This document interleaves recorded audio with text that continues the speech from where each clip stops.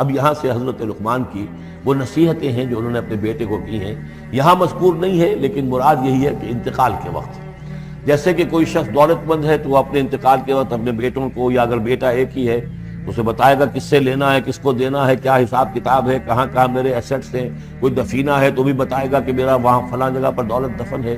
ایک حکیم انسان کے پاس اصل شے اس کی ساری عمر کے غور و فکر کا جو حاصل ہے کہ میں نے جو کچھ سوچا ہے، میں نے جو کچھ بھی حاصل کیا ہے اپنی فطرت سلیمہ اور عقل سلیم کی رہنمائی میں، وہ میں تمہیں منتقل کر رہا ہوں۔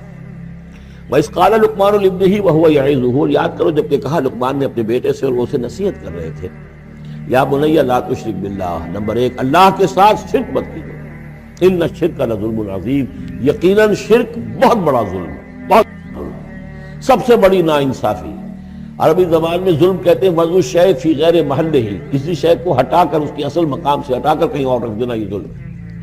اللہ خالق ہے تنہا، باقی سب مخلوق ہے، اب آپ نے مخلوق میں سے کسی کو اللہ کے برابر کر دیا، یا اللہ کو کسی اعتبار سے گرا کر مخلوق کی صف میں لا کے کھڑا کر دیا، تو اس سے بڑا شرک، اس سے بڑی ظلم، اس سے بڑی ناانصافی، اس سے بڑا ظلم کوئی نہیں۔ اب بنی لا تشرک باللہ ان الشرک لظلم عظیم، اے میرے بچے شرک مت کرنا اللہ کے ساتھ، اس لیے کہ شرک جو ہے بہت بڑا ظلم ہے، بہت بڑی ناانصافی ہے۔ دوسری وصیت ان کی کیا ہے؟ یا بنی انہا ان تک مثقال حبۃ من خردل فتکن فی صخرۃ او فی السماوات او فی الارض یأت بہ اللہ ان اللہ لطیف خبیر۔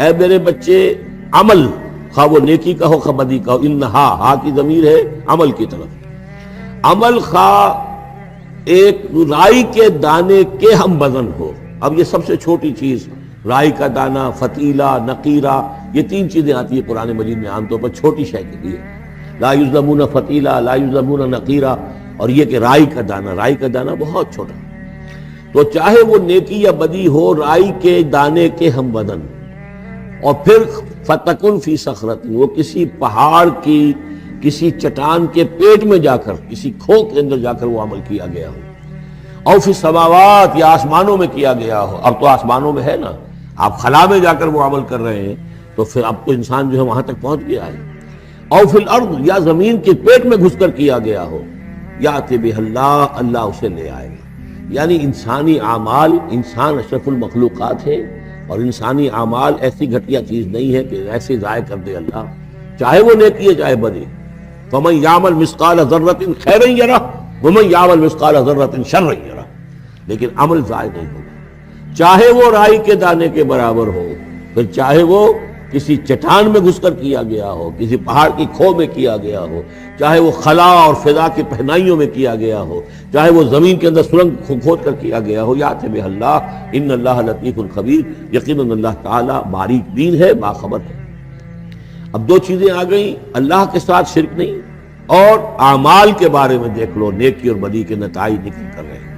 اس سے آگے بعث بعد الموت کا یہاں تذکرہ نہیں ہے، اس سے بعد جنت اور دوزخ کا، تو اس لیے کہ یہ چیزیں معلوم ہوتی ہیں پھر نبی کے بتانے سے۔ اصولی طور پر جو چیز حکمت سے انسان جہاں تک پہنچ سکتا ہے وہ دو ہے، ایک خالق اور اس کے ساتھ شرک نہ ہو، اور نمبر دو اس اعمال انسانی ان کا ضرور بدلہ ملے گا۔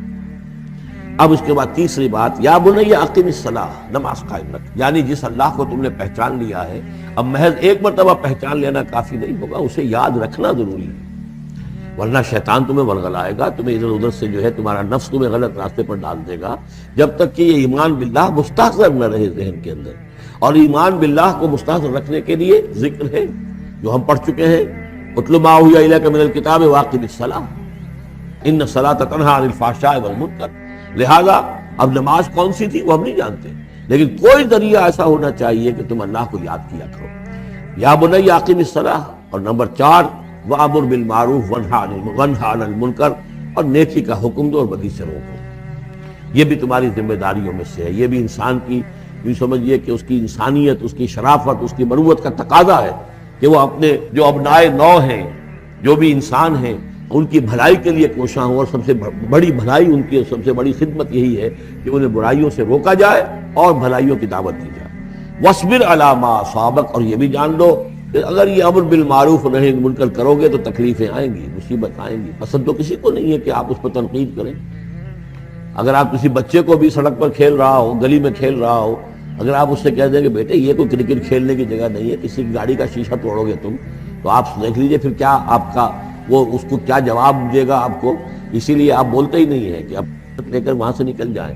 تو کسی کو بھی نصیحت پسند نہیں ہے, حق کڑوا ہے, لہذا آپ اگر حق کہنا ہے اور نصیحت کرنی ہے تو پھر تیار رہو کہ وہ ممکن ہے تمہیں پلٹ کر گالی دے دے, وہ کہے کہ تم پہلے ذرا اپنے دامن کو دیکھو تمہارے کتنے دھبے ہیں.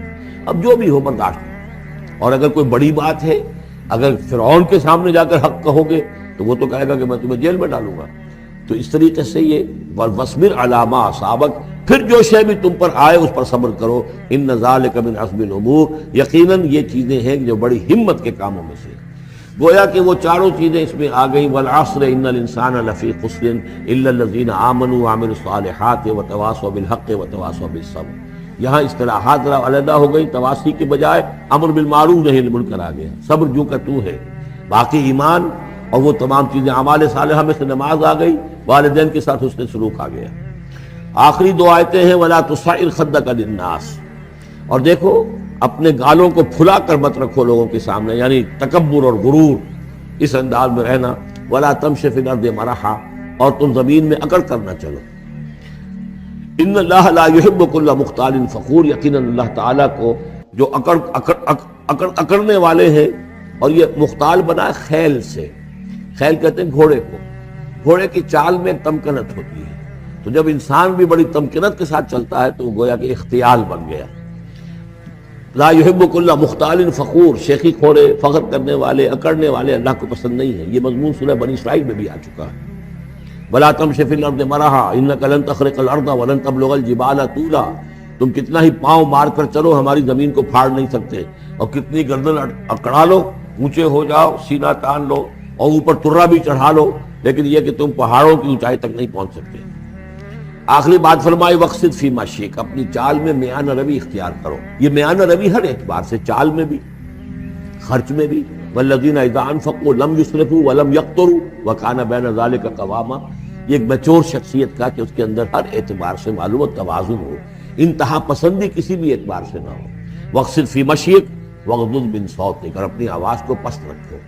اس کا مطلب کیا ہے کہ کہیں کوئی آرگومنٹ ہے, کہ جھگڑا ہو گیا ہے, تو آواز کو بلند کرنے کی کوشش نہ کرو, بات اپنی کرو. عام طور پر یہ ہوتا ہے کہ جب آدمی دیکھتا ہے کہ میری دلیل تو کمزور پڑ گئی, تو پھر وہ اپنی آواز کی والیوم بڑھا کر کوشش کرتا ہے کہ کمپنسیٹ کرے کہ دلیل عقلی اعتبار سے تو کمزور ہے لیکن میری آواز جو ہے وہ اس کے اندر وزن پیدا کر دے. وَلَا وَاغْضُضْ مِنْ صَوْتِكَ, اور دیکھو إِنَّ أَنْكَرَ الْأَصْوَاتِ لَصَوْتُ الْحَمِيرِ, آواز جو گدھے کی ہوتی ہے وہ ڈھیچو ڈھیچو جب کرتا ہے تو بلند تو وہ بہت ہوتی ہے, لیکن کس قدر ناپسندیدہ آواز ہے, کتنی ناپسندیدہ آواز ہے.